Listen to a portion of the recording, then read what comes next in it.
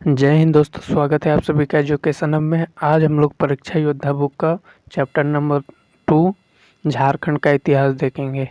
आज हम लोग ये कंप्लीट करेंगे दोस्तों। तो चलिए क्लास शुरू करते हैं। उससे पहले चैनल में नए हैं दोस्तों तो चैनल को सब्सक्राइब, वीडियो को शेयर, वीडियो को लाइक कर देना है आपको। चलिए देखते हैं क्वेश्चन नंबर 1 में बोल रहा है दोस्तों, महाभारत झारखंड का नामकरण से क्वेश्चन है दोस्तों। झारखंड का प्राचीन इतिहास 1 में बोल रहा है, महाभारत काल में ऋग्वेद में वर्णित किक्कट प्रदेश झारखंड राज्य के निम्नलिखित जिलों में से किसमें स्थित है। तो किक्कट प्रदेश किसमें स्थित है दोस्तों? तो इसका सही जवाब हो जाएगा ऑप्शन नंबर बी, गिरिडीह। सही जवाब हो जाएगा गिरिडीह।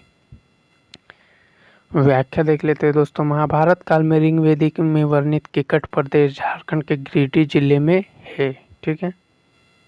दूसरा नंबर क्वेश्चन बोल रहा है दोस्तों, महाभारत में झारखंड को किस नाम से जाना जाता था। तो महाभारत में झारखंड को किस नाम से जाना जाता था दोस्तों? तो इसका सही जवाब होगा ऑप्शन नंबर सी, पुंडरीका देश। सही जवाब होगा पुंडरीका देश। व्याख्या देखते हैं।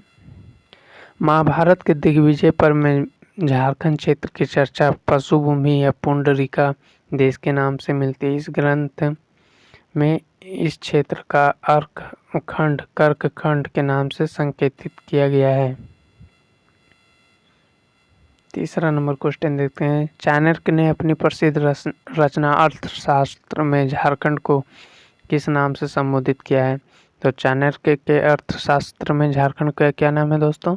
तो इसका सही जवाब होगा ऑप्शन नंबर डी, कुकुट देश। सही जवाब होगा कुकुट देश। व्याख्या देख लेते हैं। कौटिल्य के अर्थशास्त्र कुकुट या कुकुट देश, टोलमी द्वारा मुंडल, फाहियान द्वारा कुकुटलाट, हैंसवंग द्वारा किलोनासु फालाना या कर्णस्वर्ण। ठीक है। 4 नंबर क्वेश्चन देखते हैं। संथाल परगना क्षेत्र को अति प्राचीन काल में क्या कहा जाता था। तो संथाल परगना क्षेत्र को अति प्राचीन में क्या कहा जाता था दोस्तों? तो इसका सही जवाब होगा ऑप्शन नंबर ए, नारीखंड। सही जवाब होगा नारीखंड।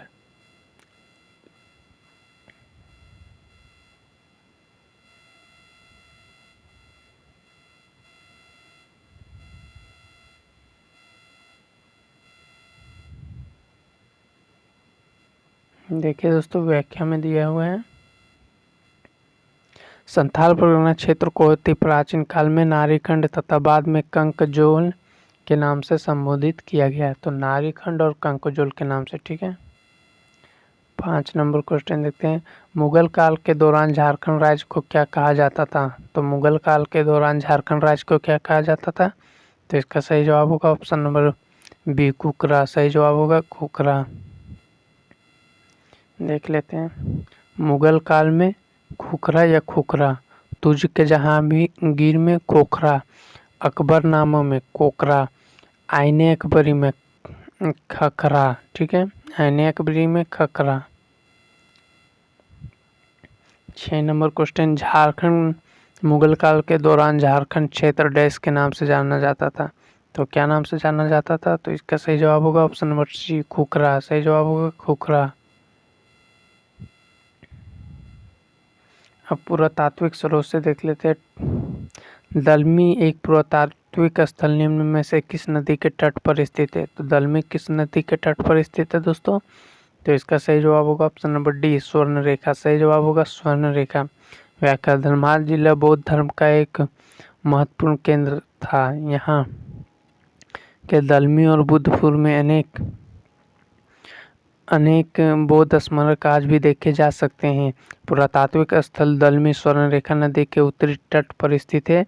यह दियापुर दलमी के नाम से भी जाना जाता है। धनबाद जिले में स्थित बुद्धपुर कंसाई नदी के तट पर स्थित है। यहाँ एक प्राचीन मंदिर जो बुद्धेश्वर मंदिर के नाम से विख्यात है।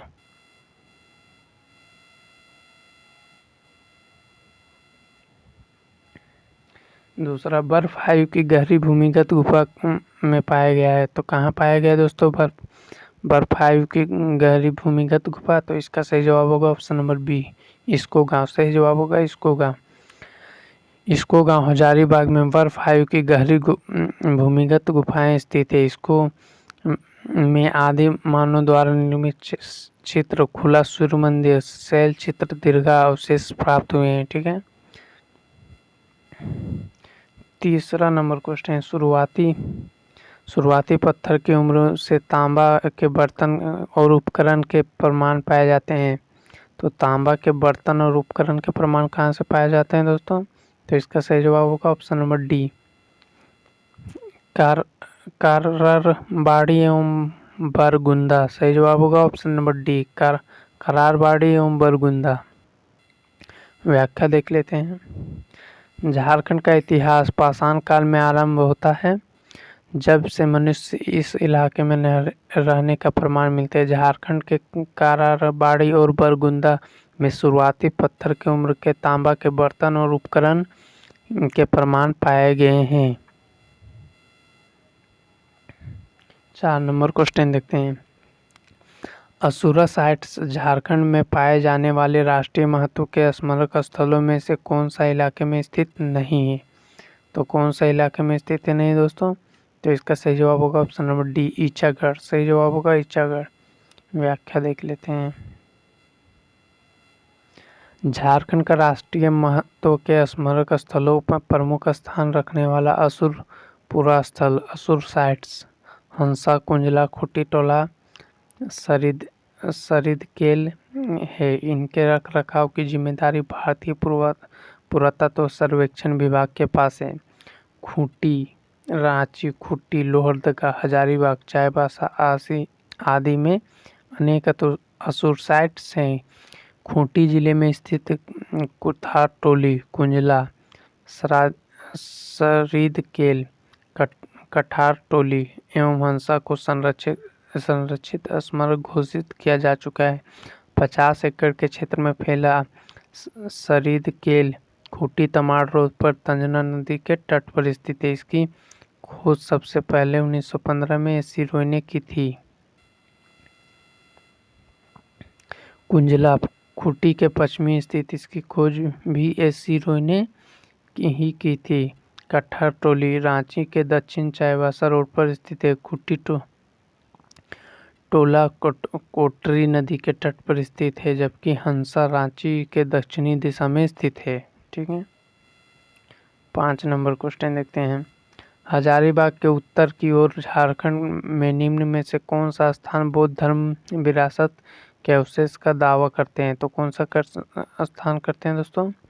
तो सही जवाब होगा ऑप्शन नंबर डी, इटखोरी। सही जवाब होगा इटखोरी।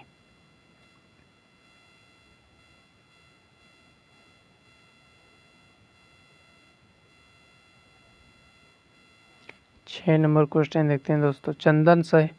चंदन सहित पहाड़ी और अशोक शिलालेख झारखंड के निम्नलिखित जिलों में से किस में स्थित है? तो किस में स्थित है दोस्तों? ये क्वेश्चन का आंसर नहीं दिया है, व्याख्या देख लेते हैं। चंदन सहित पहाड़ी बिहार के सासाराम में स्थित है। इस पहाड़ी पर ब्राह्मणी लिपि में लिखा गया सम्राट अशोक के शिलालेख है। इस शिलालेख में लगभग 23,000 वर्ष पूर्व सम्राट अशोक ने बौद्ध धर्म के प्रचार प्रसार के दौरान लिखवाया था। 7 का क्वेश्चन आंसर 7 देखते हैं। निम्नलिखित साइटों में से कौन सा झारखंड का एक ताम्रपाषाण साइट से संबंधित नहीं है? तो कौन सा नहीं है दोस्तों? तो इसका सही जवाब होगा ऑप्शन नंबर डी, कुनार। सही जवाब होगा कुनार। चलिए व्याख्या देख लेते हैं। करहरबाड़ी, बादाम एवं रामगढ़ झारखंड के ताम्रपाषाण साइट है, जबकि कुनार ताम्रपाषाण साइट नहीं है। ठीक है, 8 नंबर क्वेश्चन। संभावित भूमिगत कोशिकाओं एवं मार्ग के साथ बरादरी इमारतों के अवशेष निम्नलिखित में स्थानों में से किस में स्थित है? तो किस में स्थित है दोस्तों? तो इसका सही जवाब होगा ऑप्शन नंबर बी, अर्जी, मुकीमपुर, संथाल परगना। सही जवाब होगा ऑप्शन नंबर बी। 9 नंबर। सिंभू में खुदाई के दौरान निम्न में से कौन सा पाया गया है? कौन से उपकरण पाए गए हैं? तो इसका सही जवाब होगा रोमन सिक्के। सही जवाब होगा रोमन सिक्के। रोमन साम्राज्य के सिक्के सिंभू में पाए गए, जबकि इंडो सिथियन के सिक्के चाईबासा में मिले हैं। ठीक है, 10 नंबर क्वेश्चन देखते हैं। कुषाण सम्राट कनिष्क के सिक्के झारखंड के डैश जिले से प्राप्त हुए हैं। तो किस जिले से प्राप्त हुए हैं दोस्तों? तो इसका सही जवाब होगा ऑप्शन नंबर डी, रांची। सही जवाब होगा रांची। कुषाण सम्राट कनिष्क के सिक्के रांची से प्राप्त हुए हैं। यह जिससे यह प्रतीत होता है कि कनिष्क का प्रभाव झारखंड पर था। 11 नंबर क्वेश्चन, इसको गुफाएं डैश में स्थित है। तो इसको गुफाएं कहाँ स्थित है दोस्तों? तो इसका सही जवाब होगा ऑप्शन नंबर डी, हजारीबाग। सही जवाब होगा हजारीबाग।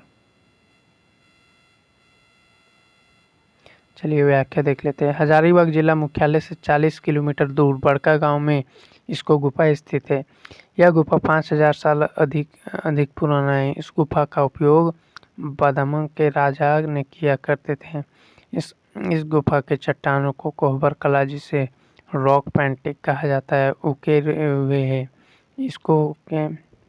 इसको से आदि मानव द्वारा निर्मित चित्र मिले हैं। यहाँ के भूल-भुलैया जैसी आकृति मिली है। ठीक है, भूल-भुलैया जैसी आकृति कहाँ मिली है दोस्तों? तो इसको गुफा से। 12 नंबर, झारखंड का इतिहास की शुरुआत कब से मानी जाती है? तो कब से मानी जाती है दोस्तों? इसका सही जवाब होगा मैथोलिक युग से। सही जवाब होगा मैथोलिक युग से। झारखंड का इतिहास की शुरुआत मैथोलिक मध्यपाषाण काल युग से मानी जाती है। ठीक है, मध्यपाषाण काल का कालक्रम 10,000 ईसा पूर्व से 4000 ईसा पूर्व तक माना जाता है। इस काल में पशुपालन की शुरुआत हो चुकी थी। झारखंड के इस काल में उसे दुमका, पलामू, धनबाद, रांची, पूर्वी सिंहभूम, पश्चिमी सिंहभूम आदि क्षेत्र में मिलते हैं। चलिए अब देखते हैं प्राचीन राजवंश से क्वेश्चन। 1 नंबर बोल रहा है, वर्ष 1620 में तृतीय महाराज जगन्नाथ सिंह कुमार विक्रम सिंह ने डैश राज्य की स्थापना की थी। तो कौन सा राज्य की स्थापना की थी? तो इसका सही जवाब होगा ऑप्शन नंबर सी, सरायकेला खसरावा। सही जवाब होगा सरायकेला खसरावा। व्याख्या देख लेते हैं। सरायकेला राज्य रियासत की स्थापना 1620 ईस्वी में सिंह वंशी अर्जुन सिंह के पुत्र कुंवर विक्रम सिंह ने की थी। विक्रम सिंह प्रथम द्वारा किया गया था। खसरावा रियासत की स्थापना 1650 ईस्वी में कुंवर पदम सिंह द्वारा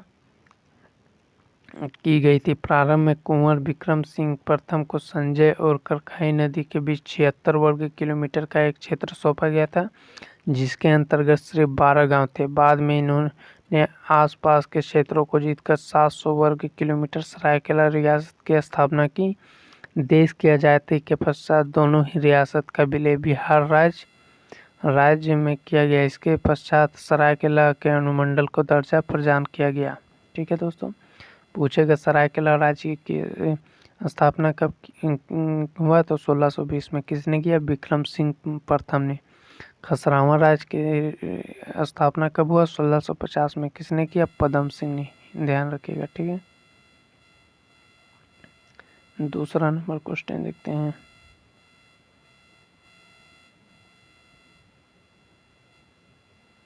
निम्नलिखित में से सरायकेला रियासत का आखिरी शासक कौन था? तो सरायकेला रियासत का आखिरी शासक कौन था दोस्तों? तो इसका सही जवाब होगा ऑप्शन नंबर बी, एच राजा आदित्य प्रताप सिंह देव। सही जवाब होगा एच राजा आदित्य प्रताप सिंह देव। तीसरा नंबर क्वेश्चन देखते हैं।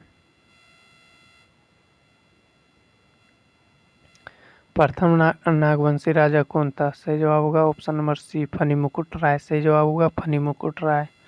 व्याख्या देख लेते हैं। नागवंशी राजवंश के संस्थापक फणिमुकुट राय प्रथम नागवंशी राजा थे। इन्हें नागवंश का आदि पुरुष भी कहा जाता है। याद रखिएगा, नागवंश का आदि पुरुष किसे कहा जाता है? तो फणिमुकुट राय को।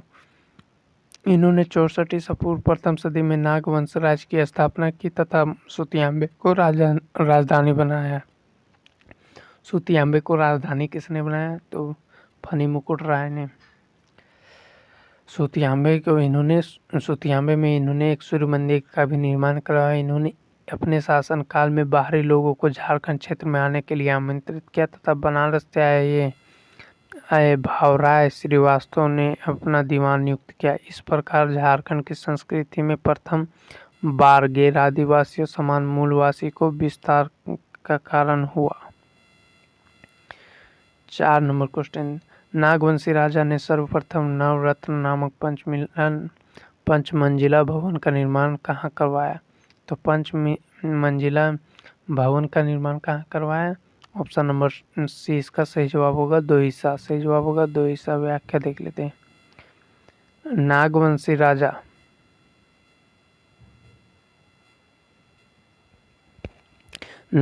राजा दुर्जन साल ने नवरत्न किले का निर्माण दोईसागढ़ में कराया था।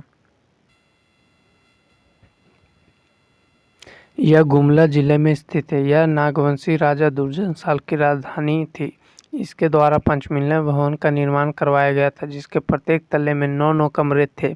नवरत्नगढ़ का निर्माण सुरक्षा की दृष्टि से किया गया था, क्योंकि नागवंशी राजाओं पर लगातार बाहरी आक्रमण होते रहे थे, जिसके कारण उनकी राजधानी कोखरा असुरक्षित हो गई थी। चलिए 5 नंबर क्वेश्चन, नागवंशी परिवार का मुख्यालय दोईसा स्थानांतरित हुआ। तो इसका सही जवाब होगा ऑप्शन नंबर सी, दोईसा में युद्ध में पराजित हुए। नागवंशी परिवार का मुख्यालय दोईसा युद्ध में पराजित होने के कारण स्थानांतरित हुआ था। ठीक है। 6 नंबर क्वेश्चन देखते हैं।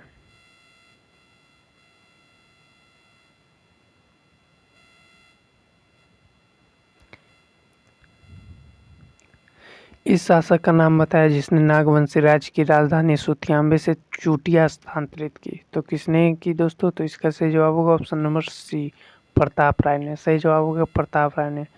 व्याख्या देख लेते हैं। राजा और राजधानी इधर दिया हुआ है, फनी मुकुट राय, इसकी राजधानी थी सुतियाम्बे। प्रताप राय चूटिया, भीमकर्ण खुखरा, दुर्जन साल दोईसा, एनिसा सतरंजी, यदुनाथ शाह पालकोट, उदयनाथ सहदेव जगन्नाथ सहदेव पालकोट भोरो, उदयनाथ सहदेव रातूगढ़।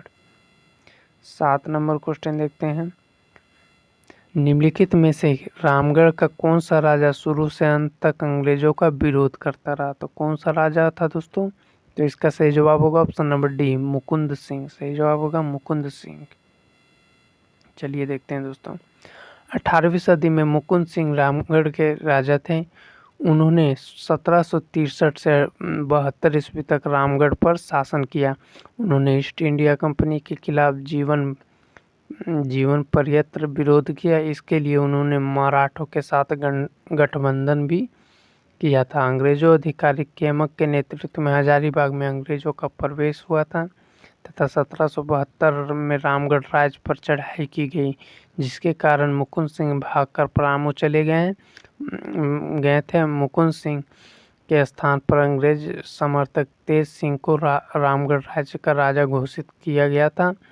1773 में रामगढ़, पलामू और छोटा नागपुर खास को मिलाकर रामगढ़ जिले का गठन किया गया। तो रामगढ़ जिले का गठन कब हुआ? 1773 में। किसने कौन कौन को जिला को मिलाकर? रामगढ़, पलामू और छोटा नागपुर खास को मिलाकर। ठीक है।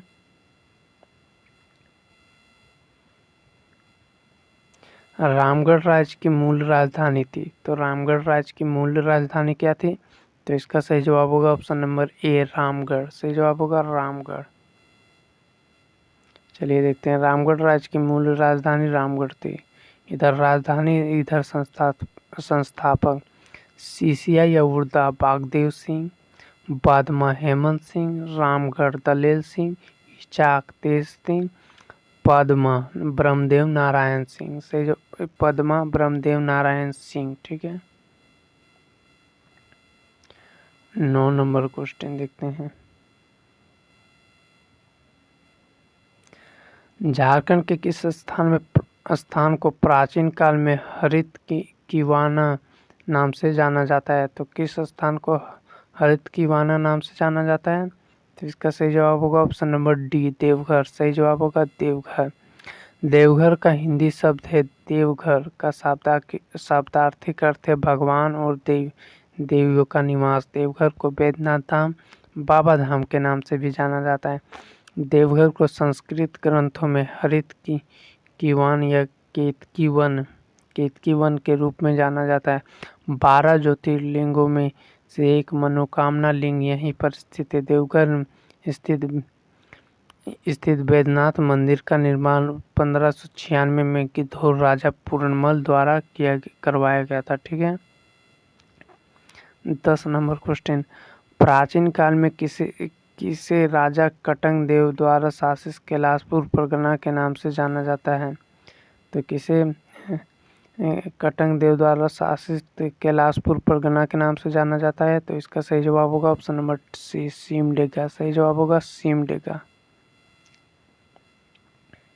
सिमडेगा पूर्व में कैलाशपुर बीरूगढ़ परगना का साम्राज्य था, जिस पर ब्रिटिश औपनिवेशिक युग का दौरान भी सदियों तक गजपति साम्राज्य के गजपति शाही परिवार के राजा गंगा वमासी का शासन था। गजपति शाही परिवार वर्तमान में भी सिमडेगा से 11 किलोमीटर दूर पर स्थित बीरू या बीरूगढ़ में रहता है। पठार का यह क्षेत्र आदिवासी और ओडिया समुदाय द्वारा बसा हुआ है। यह क्षेत्र हमेशा मिशनरियों के लिए लोकप्रिय रहा, जिन्होंने तत्कालीन गजपति राजाओं और उनके अधीनस्थ द्वारा दान की गई भूमि पर स्कूल, कॉन्वेंट, अस्पताल और पैरिश स्थापित किए थे। ईसाई मिशनरियों, विशेष रूप से सोसाइटी ऑफ जीसस ने इस क्षेत्र में कई स्कूल की स्थापना करके शिक्षा का प्रसार में मदद की। ठीक है। जैन धर्म से अब क्वेश्चन देख लेते हैं। एक में पूछ रहा है, जैनियों के 23वें तीर्थकर पारसनाथ ने डैश जिले में शिखर जी पर मोक्ष प्राप्त किया? तो किस जिले में? तो इसका सही जवाब होगा ऑप्शन नंबर सी, गिरिडीह। सही जवाब होगा गिरिडीह।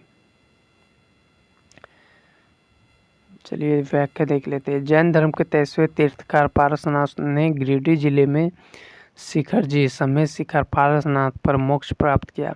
संभवतः इन्हीं के नाम पर पारसनाथ का नामकरण हुआ।